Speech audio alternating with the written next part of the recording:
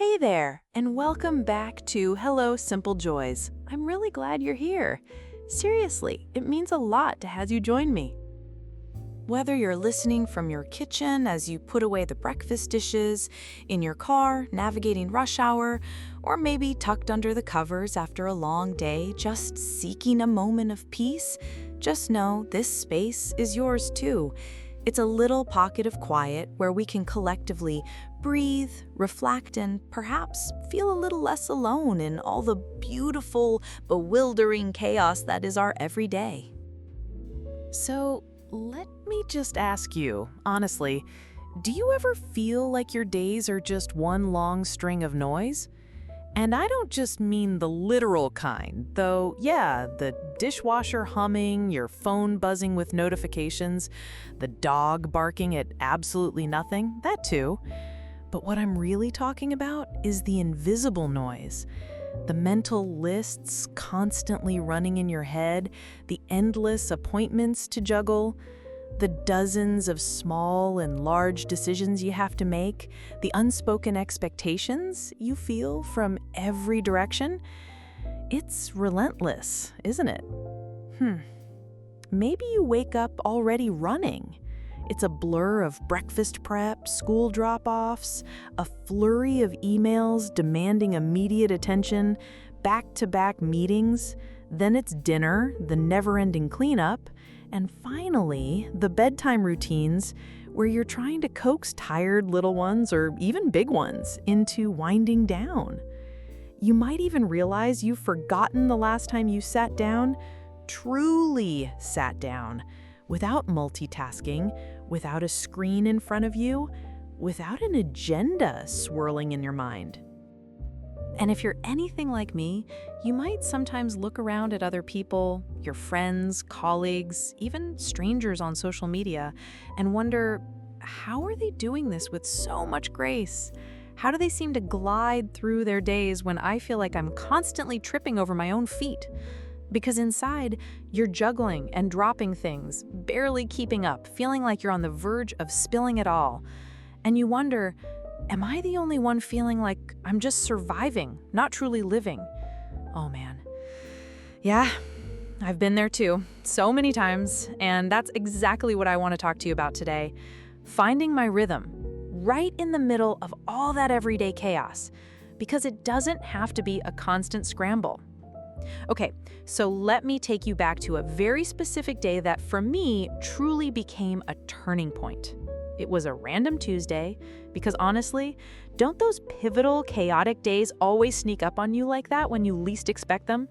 It's never a Monday or a Friday when you're already braced for impact. That morning, I was already behind, already feeling the pressure. I had a major project due at work, one of those high-stakes ones that required absolute focus. Then, my son woke up with a fever, looking utterly miserable, needing comfort and care that I felt I couldn't fully give at that moment. And to add another layer to the mounting disarray, our usually well-behaved dog, bless his heart, decided that morning was the perfect time to track muddy paw prints across the freshly cleaned living room like it was his personal canvas, just everywhere. And then, to top it all off, the universe, or perhaps just my old appliance, delivered the final blow. My trusty coffee machine, my morning lifeline, just refused.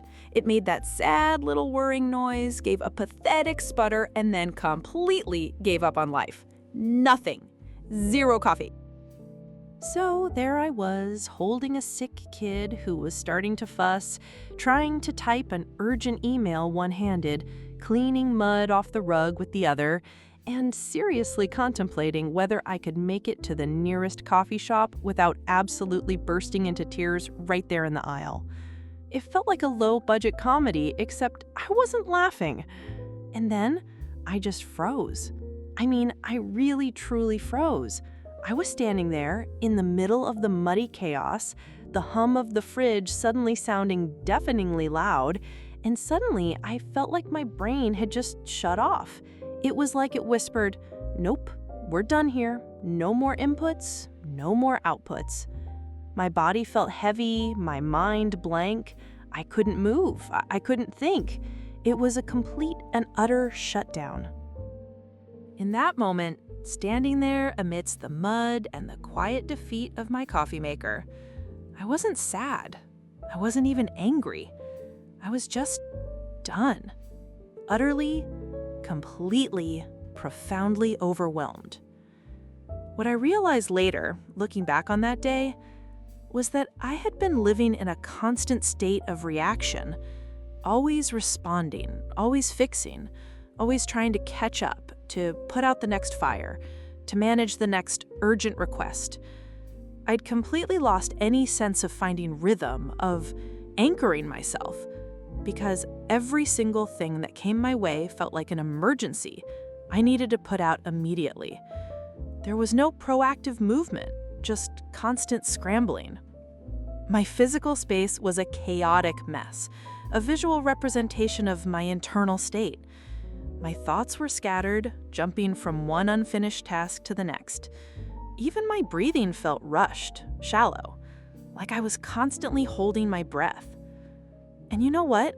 In that moment of complete stillness, I felt resentful. Not at anyone in particular, not at my sweet son or my muddy dog, just at the idea that this was normal, that this is just how we're supposed to live now. Fast, busy, loud, always on, always striving, always doing, but for what? I couldn't even tell you. But that moment, right there in the middle of my living room with muddy socks, a sad-looking rug, and the ghost of cold coffee, it shifted something in me. It wasn't a sudden revelation with flashing lights, but a quiet, firm knowing. I couldn't keep going like this. I knew I needed to find a soft pace, to somehow create a calm life within the one I already had. It was my absolute breaking point, and frankly, I was ready for a different way to live. I was tired of just surviving. I wanted to thrive, even just a little. I want to be super clear here. I didn't change everything overnight. Trust me, I'm definitely not a wake up at 5 a.m. and suddenly transform your entire life kind of person. Nope. That kind of pressure usually just sends me back under the covers. But I knew I needed to do something. And I started small. Ridiculously small, actually.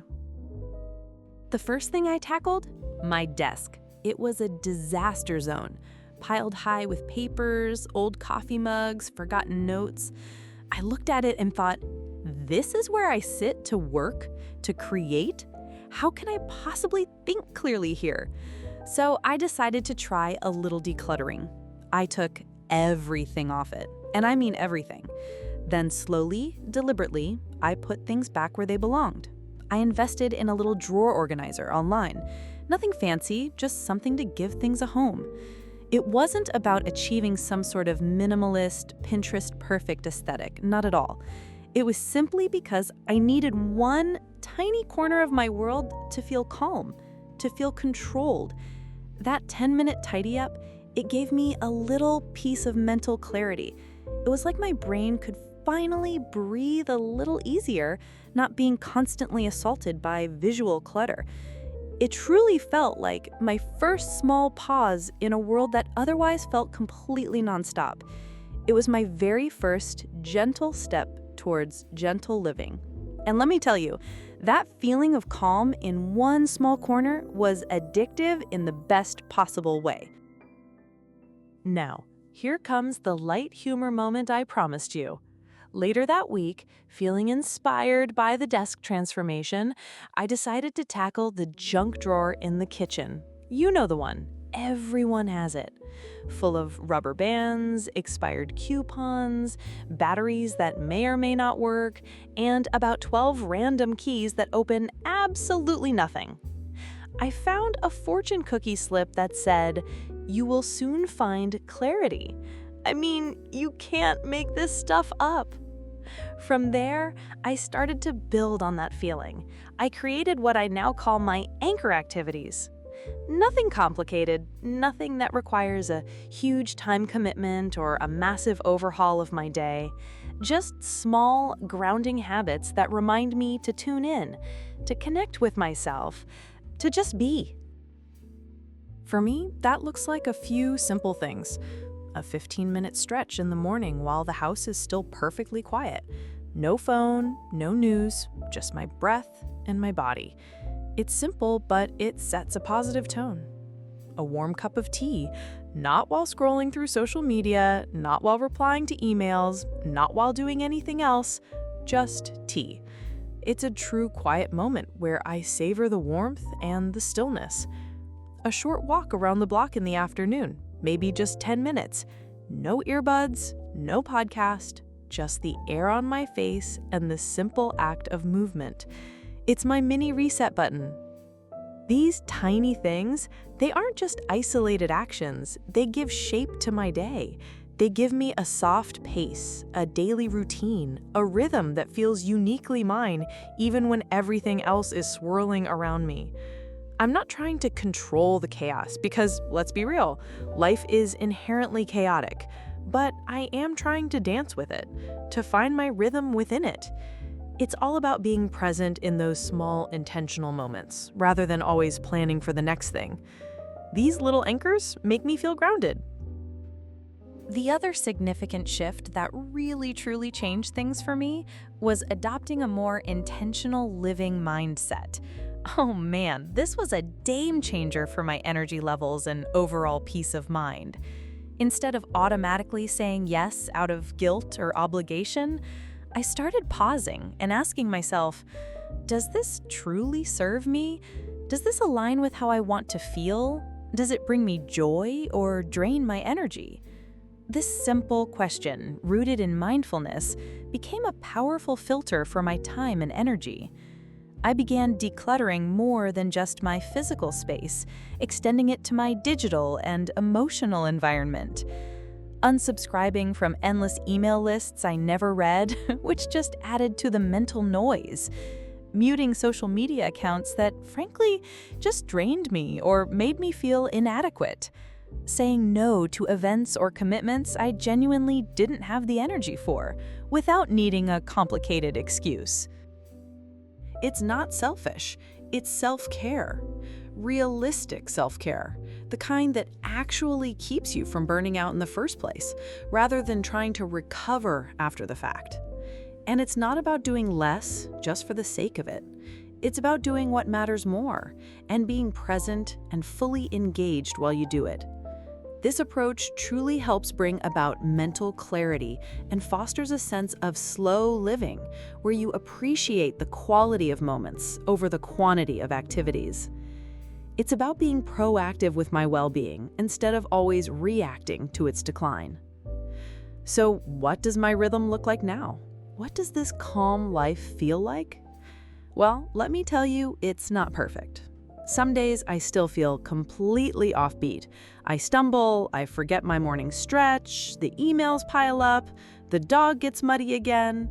But now, the critical difference is I notice it. I pause. I reset. I give myself grace. And I try again the next moment or the next day. And that's the difference. I'm not chasing a flawless routine, some idealized version of a perfect life that only exists on Instagram. I'm building a flexible one filled with quiet moments, mindful pauses, and conscious choices that truly honor my well-being. It's about embracing the real-life rhythms that ebb and flow with the demands of my everyday. So maybe today, your rhythm looks like taking a deep breath between meetings, or actually taking a real lunch break, stepping away from your desk. Or perhaps it's simply saying no to something that doesn't sit right in your gut. Whatever it is, whatever small step calls to you, start there. Give yourself grace. You're not behind, you're not alone. We're all in this beautiful, messy journey together. And hey, if today felt chaotic, if you felt that familiar feeling of being overwhelmed, maybe this is your gentle reminder. You don't need to escape your life to find peace. You just need to come back to yourself, one quiet moment at a time. It's there, waiting for you, in the midst of it all. Thank you so much for being here with me today, for sharing this space and your time. If this episode spoke to you, if anything I shared resonated with your own experiences, I'd absolutely love it if you subscribed to Hello Simple Joys and maybe even shared this with a friend who might need it too. And if this felt like something your friend might need too, feel free to pass it along. We're all quietly rooting for each other out here. We'll be back next time with another honest, heart-centered conversation, right here in our shared space. Until then, take good care of your heart, remember to take your time, and keep finding your rhythm.